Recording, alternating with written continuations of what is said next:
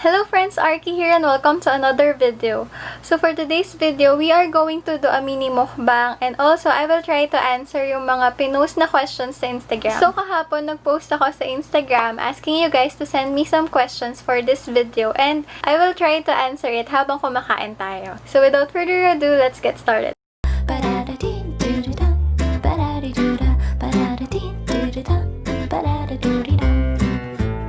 So, we have here some kimchi and baked sushi. Ilang weeks na kasi akong nag-crave talaga sa baked sushi. And buti na lang, Kimmy's Kitchenette is there to satisfy my cravings. Meron din silang Korean foods doon. So, if you guys are interested or craving for some Korean food, you can check Kimmy's Kitchenette on Facebook. Nagde-deliver sila sa Star Mall.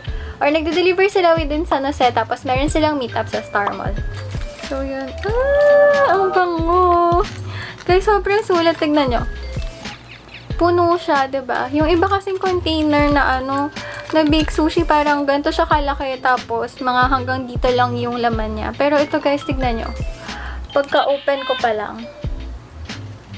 Ayan. Punong-puno siya. Dumikit nga lang siya dito sa foil. Kain tayo, guys. Guys, alam niyo tong drink na to. Bear brand lang to na strawberry. Pero sobrang favorite ko siya kasi ang sarap. Tapos, ito naman yung... Sorry, nakatusok. Ito naman yung brand nung kanilang nori wrapper. Kain na tayo. So, dito na lang muna.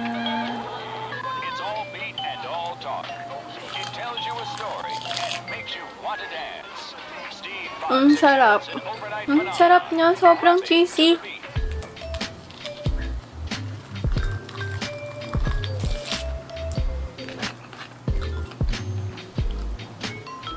Try natin pag wala siyang nori.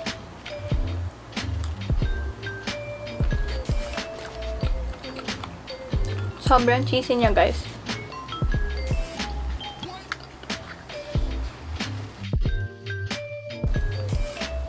Ang sarap.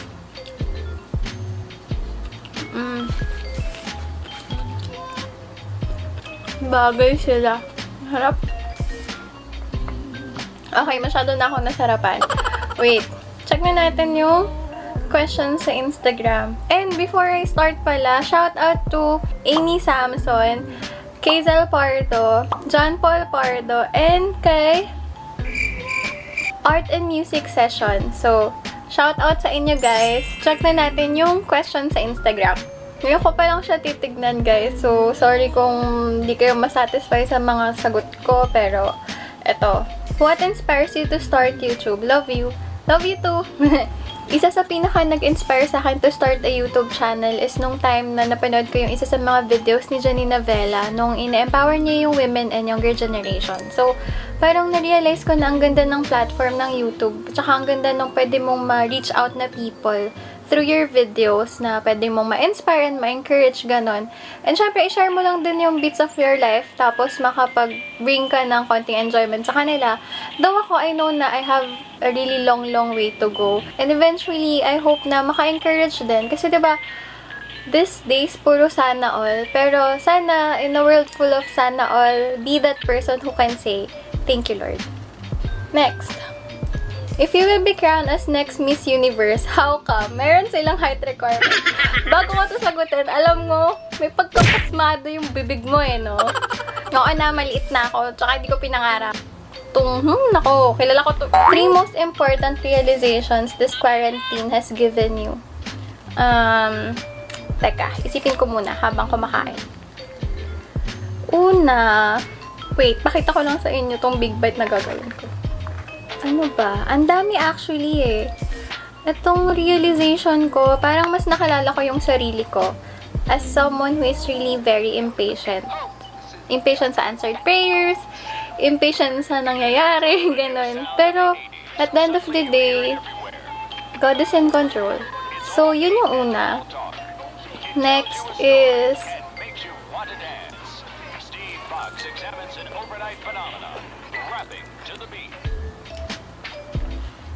Na-realize ko rin during this quarantine to always be grateful and be humble kasi nung time na wala pang pandemic, sobrang dami palang mga blessings na binibigay ni God na nami-miss out natin kasi parang masyado tayong busy and at the same time, masyado tayong preoccupied ng work, sa school, social activities, and all. So, yun, parang ngayong season na to, parang lahat nagkaroon ng pause. And I realized na there's just so much to be grateful for. So, ayun, I've learned more about myself and then be grateful and be humble then. Check your privilege. Tapos, huwag masyadong maging self-entitled sa mga bagay na tingin nating deserve natin. Kasi in the first place, we don't deserve anything. Grace lang talaga ni God lahat. For me, it's my opinion. Third one,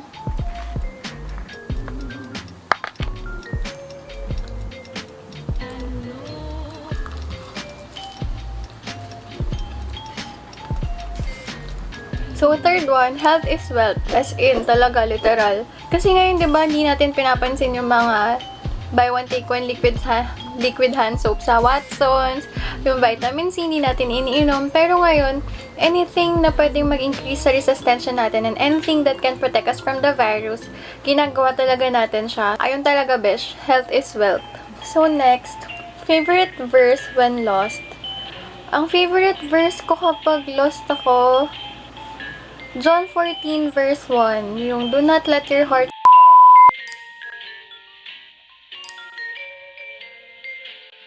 Next one, anong pwedeng gawin sa mga nang-ghost?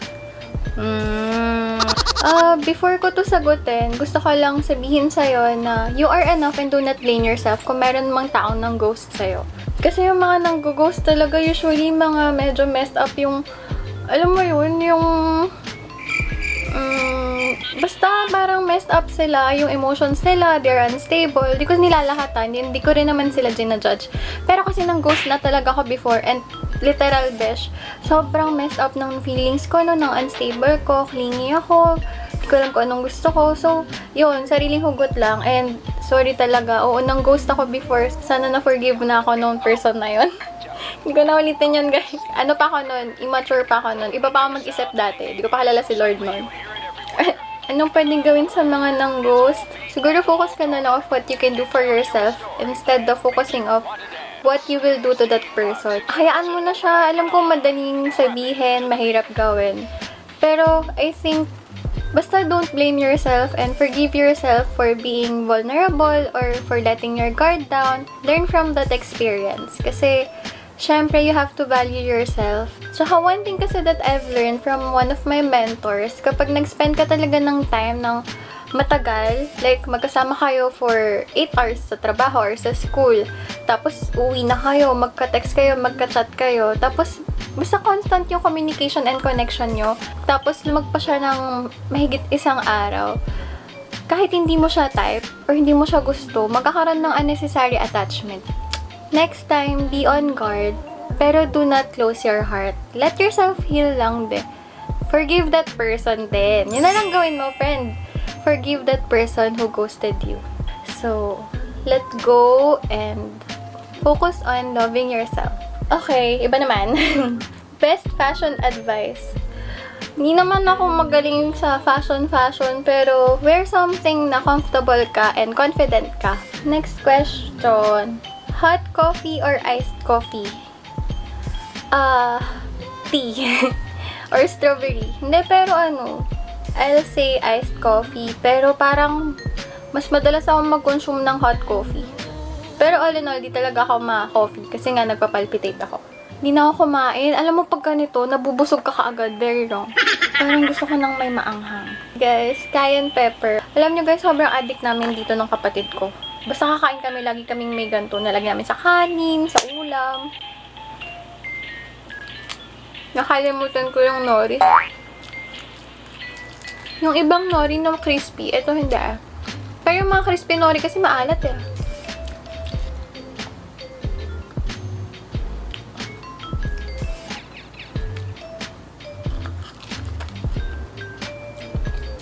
Guys, buti na lang may mga online shop na nagbebenta ng ganito, no?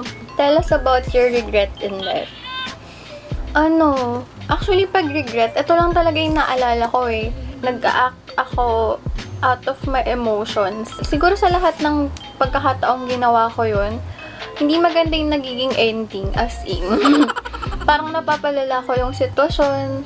Siguro, share ko sa inyo yung isang beses na nag-act ako out of my emotions kasi meron akong naging, well, di ko masabi kung naging friend niya ako, pero tinuring ko talaga siyang friend. Friends sila. And kasi dapat magta-travel kami noon, tapos sobrang naiilang kasi ako, parang feeling ko ayaw niya sa akin. Pero in fairness naman talaga dun sa person na yun, nag-effort din siya to communicate with me. Alam mo yung parang feeling na hindi kayo, may gut feeling kayo sa isa't isa. Pero pareho kaming nag-effort para maging okay yung relationship namin. Kasi may naging kasalanan din ako kasi naging impulsive nga rin ako sa actions ko. Tapos yun, parang na-offend sila doon. May nag-text kasi nun kay Eldo na, na parang feeling ko pinag-uusapan nila ako, ganito, ganyan. Na hindi naman, parang feeling ko napangunahan ako. Tapos parang nag-peer pressure, gatong-gatong, ganyan, hanggang sa parang wala, pumatol ako. Tapos every time na may sasabihin ako doon sa kanila or sa kanya, nagigilty ako kaagad. Pero kasi para pakiramdam ko, dito na tayo, tuloy na natin to. Kailangan ko pagtanggol yung sarili ko, parang gano'n. Pero at the end, wala rin. Na-lose ko yung relationship ko sa kanila. Yung maliit na, alam mo yun, maliit na connection na meron kami para sana sa friendship, hindi, nasira siya. Ayoko na talaga siyang maulit kasi sobrang nakadamage siya na relationship. And, nag-sorry naman ako dun sa isang girl. Pero, ayun, I said my sorry. And, okay lang kung hindi pa nila ako na-forgive, pero ako na-forgive ko na sila. Kasi syempre, ang dami rin nilang binitawang masasakit na salita sa akin. Pero, okay lang. Siguro yung regret ko doon, sana hindi ako nagpadala sa emotion ko. Siguro, ngayon, nakakapag-communicate pa kami. Ayun, hindi ko naman kino-close yung door ko. Nasagot ko ba? Pero yun yung regret ko. Kumbaga, yun lang yung isang chunk sa mga regrets ko every time na nagre-respond ako out of my emotion sa isang sitwasyon or nag-act ako out of my emotion. Pero the good thing naman kasi is we learn from that experience. So, kung bibigyan ka ng chance to be with Senator for 24 hours, ano ang gagawin mo? Unang-una, i-decline ko. Ayoko nga. Bala siya sa buhay niya. At saka, hindi ako yung bibigyan ng chance, no? Siya yung bibigyan ko ng chance na makasama. Charot, sobrang yabang. Pero yun nga, hindi. Ayoko siyang makasama. Ayoko siyang marinig. Joke lang. Pray natin, yung mga ganong leaders. Friend, ang dami mong tanong dito, ha? Tell us about your biggest weakness. Ang biggest weakness ko, anything na nagko-compromise sa welfare, basta anything na pwedeng mag-compromise sa relationship ko with my parents or my family or anything na makaka-agrabyado. Tama ba yung sagot ko? Basta yun, ang weakness ko na lang in short is my family and syempre yung loved ones ko. Sino ba namang hindi, diba? Pero when it comes to mga weakness na mga trivial weakness ko, butike. Hindi ko alam, pero parang takot talaga ako sa butiki. Hindi ako takot sa ipis, pero takot talaga ako sa butiki. Pag tinitignan ko sila, parang iba yung nararamdaman ko. Para akong natatakot, ganun.